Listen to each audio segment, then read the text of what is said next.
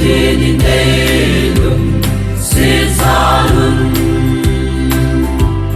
Patong katin ileng komun Nun kiken nani anuntan Nalavedam sel jeuvin Patong katin song leo hen Tại về kỳ mô tô thiết điêu Tại vì nên ấy chính xin mù hen Vì kỳ mô tô kỳ ca sĩ vinh Số vì ngày tế kỳ khen nông tế Mùa lẽ ra mình ấy khen dòng lẽ Ý kỳ lung xịt nào như vô tế Lung xịt sinh phát và sinh hẹn Và dòng vật đi khen dòng leo hẹn Tại vì kỳ mô tô thiết điêu Tại vì nên ấy chính xin mù hẹn Vì kỳ mô tô kỳ ca sĩ vinh Ô số bị đầy đề đi ra na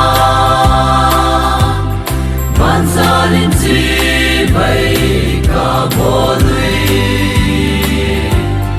Đi mô lao kỳ ngài đâm mô tê Và tên vang bê chân na đi Và dòng vật đi khen dòng leo hen Tại vì kỳ mô tô thiết điêu Tại vì nên ấy chính xin mù hen Vì kỳ mô tô kỳ ca sĩ vinh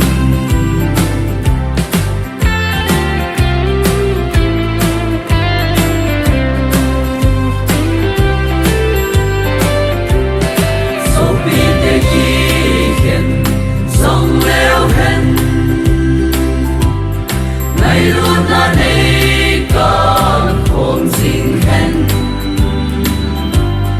Đây là kim mù hi dòng leo hen Văn găm mà đến kỳ nê mù tê Mà dòng vật kỳ khen dòng leo hen Tại vì kỳ mù tô thiết điêu Tại vì nên ấy chính xin mù hen Vì kỳ mô tô kỳ ca sĩ vinh Vì kỳ